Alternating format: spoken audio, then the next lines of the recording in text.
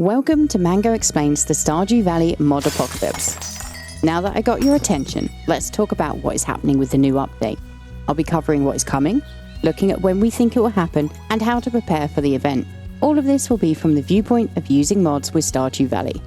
So if you are playing vanilla and are expecting information about the new content that will be dropping in addition to the mod tools changing, hit stop. This is not the video for you. So let's jump into it and look at why this might be the mod apocalypse. On the Stardew Valley wiki, there is already an amazing page dedicated to mod authors all about how to migrate to Stardew Valley 1.6. While Concerned Ape has mentioned that there is new content coming with this update, the majority of it is all about changes to the base code to make mod authors' lives easier, as well as open up options they didn't have before. Let's talk about what these level of changes mean to you, a user of mods. Due to large alterations to fundamental parts of the core code, this will break many existing mods, and without an update they would no longer work. What does this mean for your favourite mod that still works but is not maintained by the original author? Well, this depends. If the code is open source, potentially one of the amazing mod authors might decide to update the code to work with 1.6. But I want to make this very clear, that type of work is not easy and most mod authors will be working on their own mod updates. So this is once again a time that I remind you that you can donate to these wonderful people. And if you do not have funds, do not forget to endorse all mods that you enjoy. If the code is not open source, then no matter how wonderful the community is and how willing they are to get all the awesome mods ported, there is nothing they can do. You might be wondering why they would even want to do this huge feat. Well, in the words of the Stardew Valley wiki, per discussion between the game developers and modding community, we've agreed that this short-term pain is more than offset by the huge long-term improvements to modding. Now, let's look at what changes are coming. The big change is an architectural one. This will be where some mods end up needing a long time to update. Stardew Valley 1.6 will be updating from .NET 5 to .NET 6. For us non-coders, the big benefits will be improved performance and support for ARM64 on macOS. There are, of course, other changes we can expect. Let me try and walk you through them. Hash set fields. Honestly, I have no idea what these are, but looking at the wiki, I am assuming this is how mod authors can refer to items and events. According to the wiki, this will allow a much more efficient reading and writing of information, prevent duplicate values, and simplifies common logic. Now in my head, simplifying logic can only be a good thing for performance, right? There is going to be 3 major changes to how items work in-game. In simple terms, an item needs a unique identifier, needs to be defined as to what the item is, i.e. wallpaper, and can have a custom texture. For some mods that are coded in C#, they can even have custom definitions. I can only imagine what cool new things the awesome modders can come up with. For us though, the cool new feature is how items that have none of this data in them will be handled. Previously, this would cause issues like invisible items, errors, and crashes. The 1.6 update will show the item with a new sprite asset in the inventory UIs and in-game. You can destroy these items by selling them, and the item will retain its original value. So updating from 1.5 to 1.6 will have some of these items, but no longer having to restart your save due to the item errors is a welcome result. Okay, I get it, this information is dense, and honestly, whilst writing this script, I am looking at this page and wanting to fall asleep. So let's do a quick fire round of new custom items. Props, fences, floors and paths, machines. I can hear you say it, but Mango, we had custom versions of these things before, and in response to you, I say, yes, we did. But now, not only will it be better for performance, it'll be easier for the mod authors to create new custom items that do cool things because it is built in and expected to happen. Looking at the custom machines, mod authors will be able to affect the following: item processing rules, behavioral tweaks, audio and visuals, player interaction messages, and even advanced logic. Time for another quick fire round on more custom features and items. Most of these already existed, but they have been overhauled in 1.6 to add new features and simplify edits. Melee weapons, movie concessions, tools, and their upgrades. Does that mean we can have a new tool that Clint will finally upgrade? Fruit trees, objects including revamped geo drops, expanded food and drink buffs, pants, shirts, museum donations and rewards. Oh my Yoba! As a player, this one is exciting. And wild trees. We are about a third of the way down the page of this wiki on how to migrate your mod. I think most of you now realize why the main thing us users of mods will need to have is patience. There is a huge amount of changes in how everything interacts with each other. This is going to take mod authors a while to change. Stay tuned or skip ahead, I don't control you. I'll be covering how you can play 1.5 even after 1.6 drops, so you can still play your saves while waiting for your favorite mods to update. Okay, let's hop back to the wiki and run through more changes. Locations, location context, garbage cans. Oh, my Yoba! New forageable garbage cans coming? Who else is excited about this? Map actions, minecarts, passive festivals, new night markets, guys. Oh, this is going to be awesome. Weather, world maps. Yes, I want this so bad. Maps for new towns.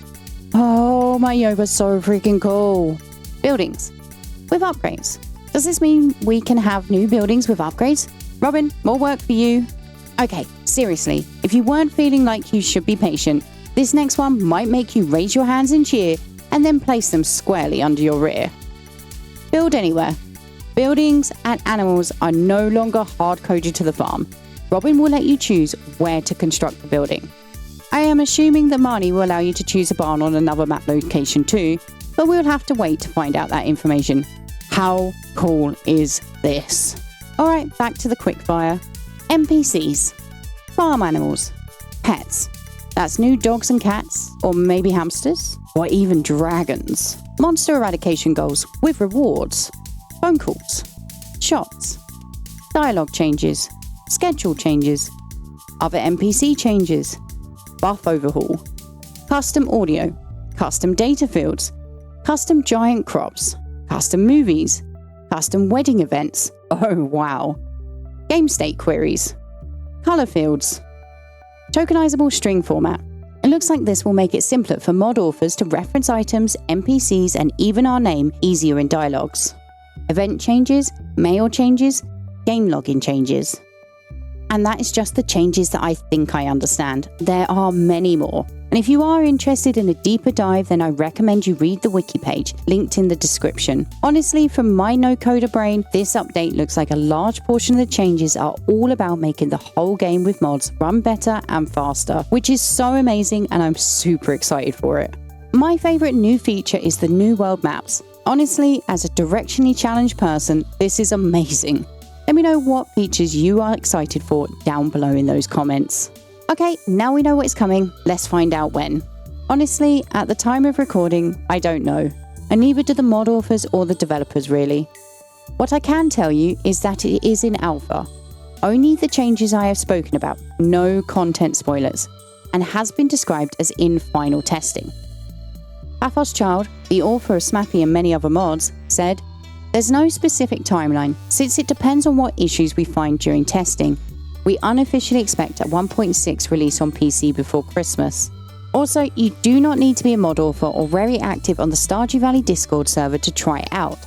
I would recommend only joining the alpha if you understand that you will encounter bugs and you are able to deliver bug reports in a polite and informative way. I have linked the Discord server in the description if you are interested in seeing what is going on." Right, so how do I prepare for the update as a player? Actually, this is surprisingly simple. If you mod your game manually, it is even more simple. I have a guide for how to mod your game manually if you need a reminder. Begin by locating Stardew Valley in your Steam library. Select the cog icon, go to Manage, then click on Browse Local Files. In the address bar of your file browser, click on Common to go up a level. Right-click on the Stardew Valley folder and then click Copy. Alternatively, use the shortcut Ctrl-C. Right-click in the empty space and click Paste.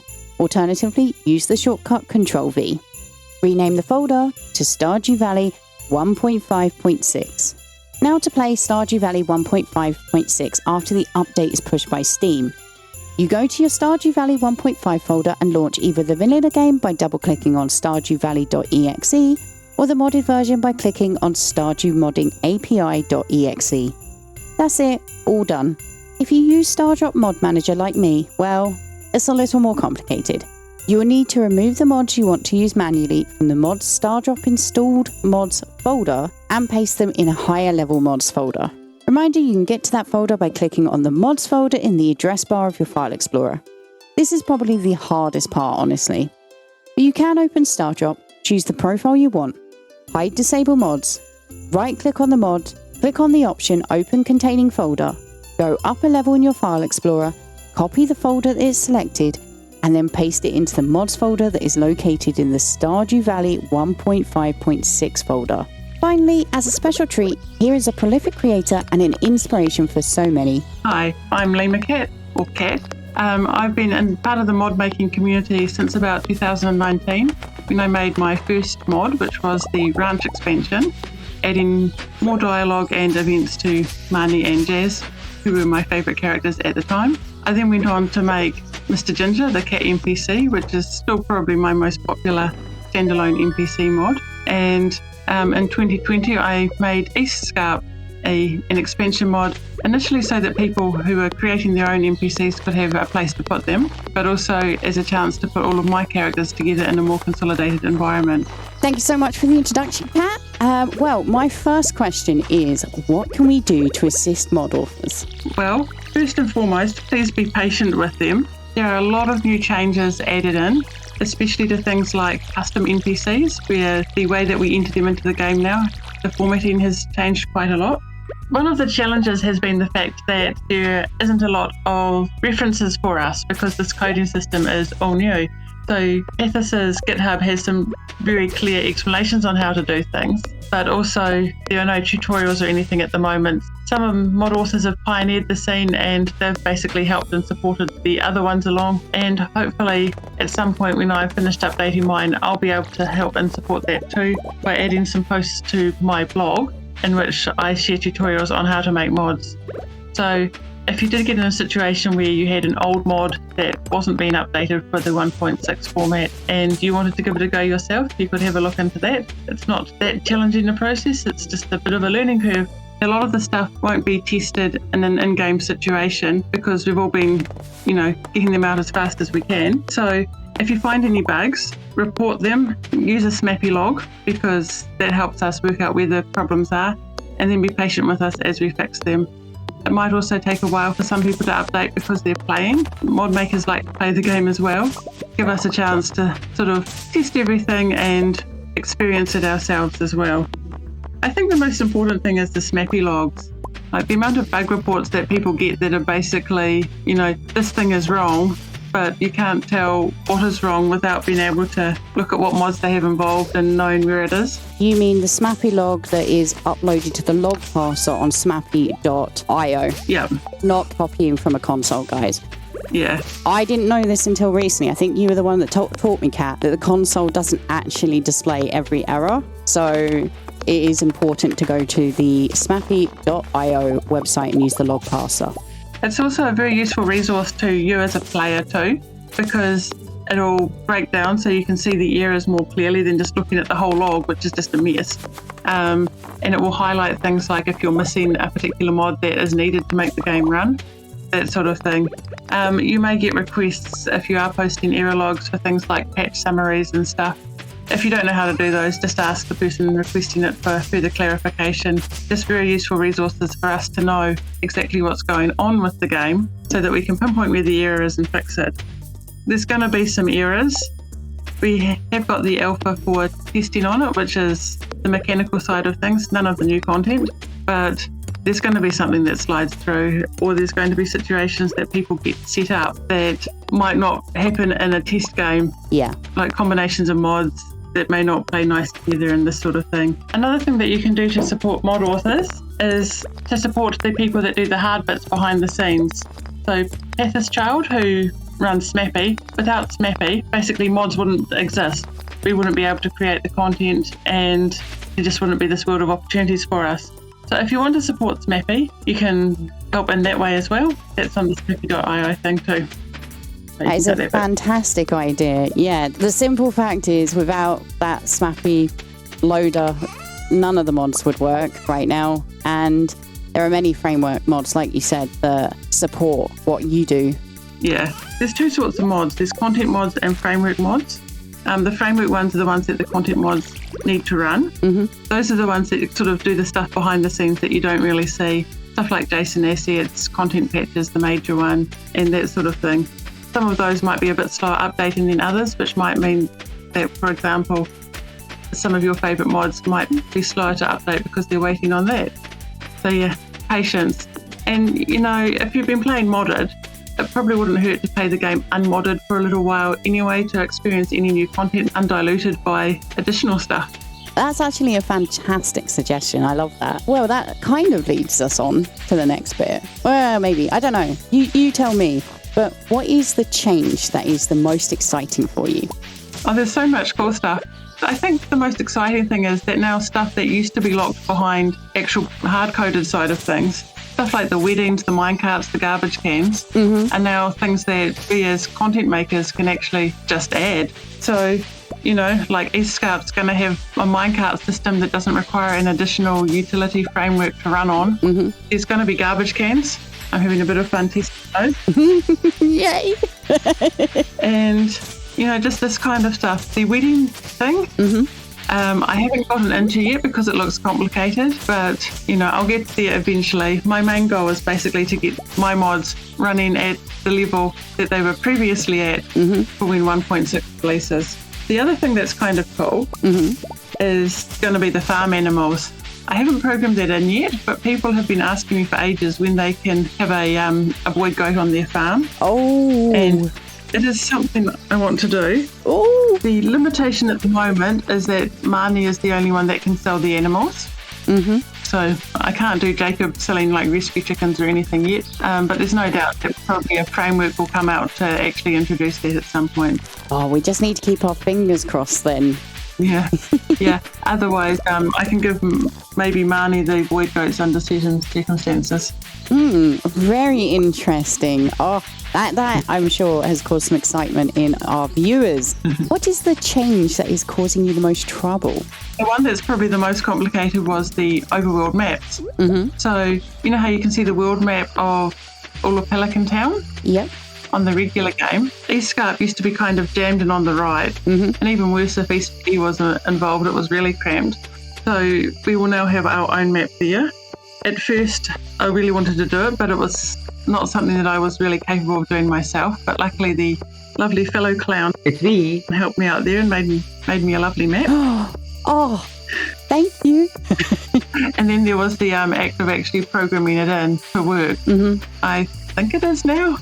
So we'll just have to wait and see how it goes. It's only going to cover the main Scarp area and the orchard and the middle map, which I'm calling Scarp Crossing now, not the deep mountains, because I like to keep them a bit mysterious. That makes a lot of sense. Yeah. Fantastic. I just thought it would be interesting for people to know, because we have just done a pretty deep dive, but nowhere deep enough on the wiki page for all the changes. It would be kind of interesting for people to know, if you did understand how to make mods, what was the complicated bit, because for me, all of it looks complicated. Well, I think the other complicated bit about it is going through the list and going, oh, that sounds cool. Oh, that sounds cool. And then going, okay, but first I need to make sure that everything loads in correctly.